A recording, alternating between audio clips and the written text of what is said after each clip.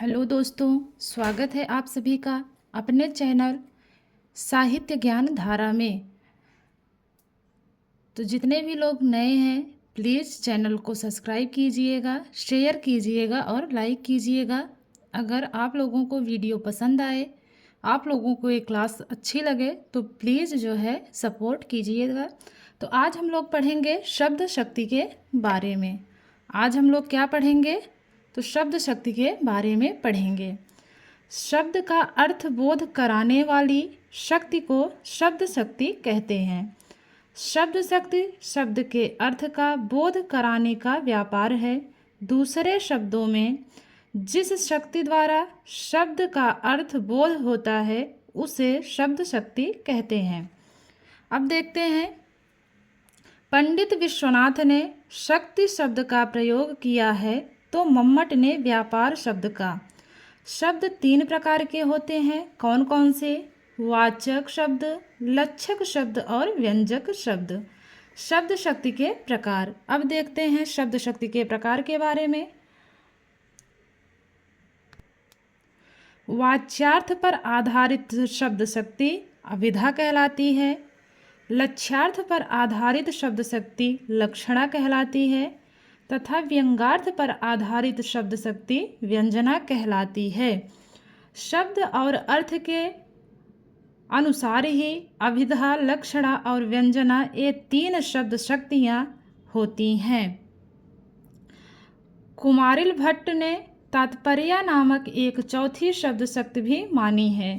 कुमारिल भट्ट तात्पर्य नामक एक चौथी शब्द शक्ति भी मानते हैं। इम्पॉर्टेंट है, ध्यान दीजिएगा। आगे है, अब हम देखते हैं अभिधा शब्द शक्ति के बारे में। अब हम क्या देखेंगे? तो सबसे पहले अभिधा शब्द शक्ति को देखेंगे।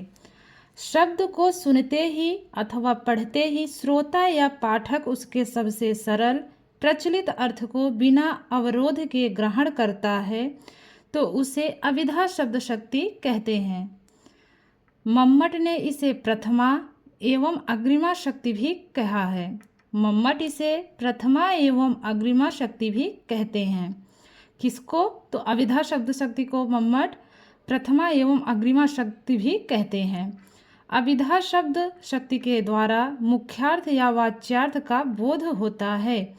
उदाहरण, बैल खड़ा है। इस वाक्य को सुनते ही बैल नामक एक विशेष प्रकार के जीव को हम समझ लेते हैं, उसे आदमी या किताब नहीं समझते। यहाँ बैल वाचक शब्द है जिसका मुख्यार्थ विशेष जीव है। परंपरा, कोश, व्याकरण आदि से यह अर्थ पूर्व विदित पहले से मालूम है, यानी शब्द और उसके अर्थ के बीच किसी प्रकार की बाधा नहीं है। उदाहरण देखते हैं, वह तोड़ती पत्थर देखा मैंने उसे इलाहाबाद के पथ पर। इन पंक्तियों में कवि शब्दों से सीधे सीधे जो अर्थ प्रकट करता है वही अर्थ कविता का है। कवि ने पत्थर तोड़ती हुई स्त्री को इलाहाबाद के पथ पर देखा। हिंदी के रीतिकालीन कवि देव का मानना है। हिंदी के रीतिकालीन कवि देव का मानना है अभिधा उत्तम काव्य है, मध्य लक्षणा लीन, अधम अव्यंजना रस विरस, उल्टी कहत प्रवीण। तो कवि देव क्या कहते हैं? अभिधा उत्तम काव्य है, मध्य लक्षणा लीन, अधम व्यंजना रस विरस, उल्टी कहत प्रवीण। अब देखते हैं लक्षणा शब्द शक्ति के बारे में। मुख्यार्थ की बाधा होने पर रूढ़ि अथवा प्रयोजन के कारण मुख्यार्थ से संबंधित अन्य अर्थ का बोध कराने वाली शब्द शक्ति को लक्षणा शब्द शक्ति कहते हैं। लक्षणा शब्द शक्ति वहाँ होती है जहाँ मुख्यार्थ की बाधा हो, मुख्यार्थ से संबंधित लक्ष्यार्थ हो, जहाँ कोई रूढ़ि अथवा प्रयोजन हो। मुख्यार्थ में बाधा, इसमें मुख्य अर्थ या अभिधेय अर्थ लागू नहीं होता है, वह बाधित असंगत हो जाता है। मुख्यार्थ एवं लक्ष्यार्थ अर्थ में संबंध। अब दोनों के बीच में संबंध देखते हैं। जब मुख्य अर्थ बाधित हो जाता है पर यह दूसरा अर्थ अनिवार्य रूप से मुख्य अर्थ से संबंधित हो जाता है। जब मुख्य अर्थ बाधित हो जाता है पर यह दूसरा अर्थ अनिवार्य रूप से मुख्य अर्थ से संबंधित होता है। अब देखते हैं रूढ़ या प्रयोजन। रूढ़ या प्रयोजन को देखते हैं। मुख्य अर्थ को छोड़कर उसके दूसरे अर्थ को अपनाने के पीछे या तो कोई रूढ़ होती है या कोई प्रयोजन। रूढ़ कहते हैं प्रयोग प्रवाह प्रसिद्ध को। रूढ़ किसे कहते हैं? तो रूढ़ कहते हैं प्रयोग प्रवाह प्रसिद्ध को, अर्थात वैसा बोलने का चलन है, तरीका है। किसी बात को कहने का जो प्रथा हो जाती है, किसी बात को कहने की जो प्रथा हो जाती है वह रूढ़ कहलाती है। जैसे मुझे देखते ही वह 9-2-11 हो गया। इस वाक्य में 9-2-11 होना, इसका अर्थ है भाग जाना। यह क्या है? तो यह एक मुहावरा है। इस वाक्य में 9-2-11 का अर्थ मुहावरा है, जिसका अर्थ होता है भाग जाना।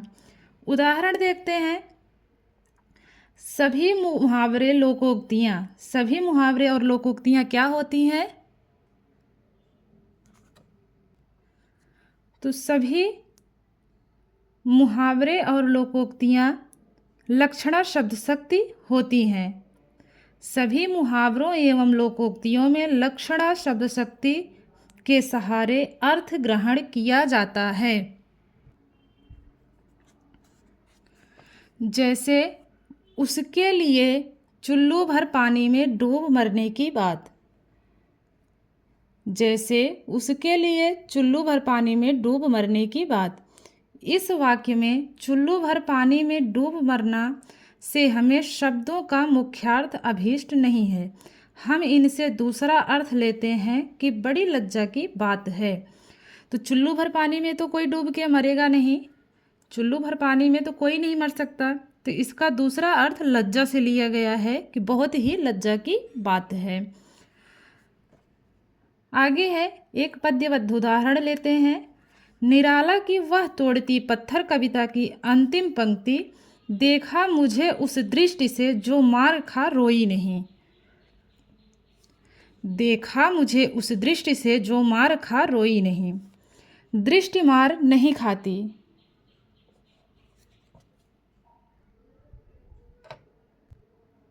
तो देखते हैं, उसके लिए चुल्लू भर पानी में डूब मरने की बात। तो इस वाक्य में चुल्लू भर पानी में डूब मरना से हमें शब्दों का मुख्यार्थ अभीष्ट नहीं है। हम इससे दूसरा अर्थ लेते हैं कि बड़ी लज्जा की बात है। एक पद्यबद्ध उदाहरण लेते हैं। निराला की वह तोड़ती पत्थर कविता की अंतिम पंक्ति, देखा मुझे उस दृष्टि से जो मार खा रोई नहीं। तो दृष्टि क्या होती है? जो दृष्टि होती है वो मार नहीं खाती, प्राणी मार खाता है। दृष्टि नहीं रोती, प्राणी रोता है। इसलिए दृष्टि जो मार खा रोई नहीं, इस कथन में अभिधेय अर्थ या मुख्य अर्थ लागू नहीं होता, बाधित हो जाता है। तब हम उससे संबंधित अन्य अर्थ दूसरा अर्थ लेते हैं। कवि उस स्त्री की बात कह रहा है जो जीवन संघर्ष में बार बार मार खाकर या आघात झेलकर रोई नहीं। अब देखते हैं, काव्य प्रकाशकार मम्मट ने इसे इस प्रकार परिभाषित किया है। मुख्यार्थ बाधे तदयोगे रूढ़ितोवथ प्रयोजनात् अन्योर्थो लक्ष्यते यत् सा लक्षणा रोपिता क्रिया। लक्षण के भेद। लक्षणा शब्द शक्ति के दो भेद हैं। पहला है रूढ़ा लक्षणा, दूसरा है प्रयोजनवती लक्षणा। रूढ़ा लक्षणा, सबसे पहले हम देखते हैं रूढ़ा लक्षणा के बारे में। जहाँ रूढ़ के कारण मुख्यार्थ से भिन्न लक्ष्यार्थ का बोध हो, वहाँ रूढ़ा लक्षणा होती है। गद्यात्मक उदाहरण देखते हैं। अभी हम लोगों ने ऊपर पद्यात्मक उदाहरण देखा था, अब देखते हैं गद्यात्मक उदाहरण को। आप तो एकदम राजा हरिश्चंद्र हैं का लक्ष्यार्थ है आप हरिश्चंद्र के समान सत्यवादी हैं। सत्यवादी व्यक्ति को राजा हरिश्चंद्र कहना रूढ़ है। प्रयोजनवादी लक्षणा। अब देखते हैं प्रयोजनवादी लक्षणा के बारे में। जहाँ प्रयोजन के कारण मुख्यार्थ से भिन्न लक्ष्यार्थ का बोध हो वहाँ प्रयोजनवादी लक्षणा होती है। उदाहरण देखते हैं। शिवाजी सिंह हैं। शिवाजी क्या है? तो शिवाजी सिंह हैं। यदि हम कहें शिवाजी सिंह हैं तो सिंह शब्द के मुख्य अर्थ में बाधा पड़ जाती है। हम सब जानते हैं कि शिवाजी आदमी थे, सिंह नहीं थे। लेकिन यहाँ शिवाजी के लिए सिंह शब्द का प्रयोग विशेष प्रयोजन के लिए किया गया है। शिवाजी को वीर या साहसी बताने के लिए सिंह शब्द का प्रयोग हुआ है। इस प्रकार सिंह शब्द वीर या साहसी अर्थ लक्ष्यार्थ है। यदि हम कहें कि लड़का शेर है तो इसका लक्ष्यार्थ लड़का निडर है। यहाँ शेर का सामान्य अर्थ अभीष्ट नहीं है। लड़के को निडर बताने के लिए प्रयोजन से अधिक उसके लिए शेर शब्द का प्रयोग किया गया है। लड़के को निडर बताने के प्रयोजन से उसके लिए शेर शब्द का प्रयोग किया गया है। एक अब पद्यबद्ध उदाहरण लेते हैं। कौशल्या के वचन सुनी भरत सहित रनिवास व्याकुल विलप्त राजगृह मनहु शोक निवास। तो इन पंक्तियों में कौशल्या के वचन सुनकर समस्त राजगृह व्याकुल होकर रो रहा है। राजगृह अर्थात राजभवन नहीं हो सकता। राजगृह का लक्ष्यार्थ है राजगृह में रहने वाले लोग। समस्त राजगृह के रोने से अत्यधिक दुख को व्यक्त करने का विशेष प्रयोजन है। अब देखते हैं व्यंजना शब्द शक्ति के बारे में। अभिधा व लक्षणा के असमर्थ हो जाने पर जिस शक्ति के माध्यम से शब्द का अर्थ बोध हो उसे व्यंजना कहते हैं। अभिधा व लक्षणा के असमर्थ हो जाने पर जिस शक्ति के माध्यम से शब्द का अर्थ बोध हो उसे व्यंजना कहते हैं। दूसरे शब्दों में शब्द के जिस व्यापार से मुख्य और लक्ष्य अर्थ से भिन्न अर्थ की प्रतीति हो उसे व्यंजना कहते हैं। आगे है अंजन शब्द में वि उपसर्ग लगाने से व्यंजन शब्द बना है, अतः अंजन का अर्थ हुआ विशेष प्रकार का व्यंजन। आँख में लगा हुआ अंजन जिस प्रकार दृष्टि दोष दूर कर उसे निर्मल बनाता है, उसी प्रकार व्यंजना शक्ति शब्द के मुख्यार्थ और लक्ष्यार्थ को पीछे छोड़कर उसके मूल में छिपे हुए अकथित अर्थ को प्रकाशित करती है। अब देखते हैं उदाहरण। चलती चाकी देख के दिया कबीरा रोए, दो पाटन के बीच में साबुत बचा न कोय। यहाँ चलती चक्की को देखकर कबीर दास के दुखी होने की बात कही गई है। उसके द्वारा यह अर्थ व्यंजित होता है कि संसार चक्की के समान है, जिसके जन्म और मृत्यु रूपी दो पाटों के बीच आदमी पिसता है। अब देखते हैं व्यंजना के भेद। व्यंजना के कितने भेद हैं? तो व्यंजना के 2 भेद हैं।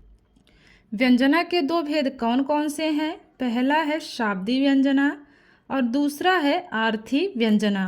शब्द पर आधारित व्यंजना को शाब्दी व्यंजना कहते हैं और अर्थ पर आधारित व्यंजना को आर्थी व्यंजना कहते हैं। तो ये थी शब्द शक्ति की क्लास। उम्मीद करती हूँ आप सभी को पसंद आई होगी।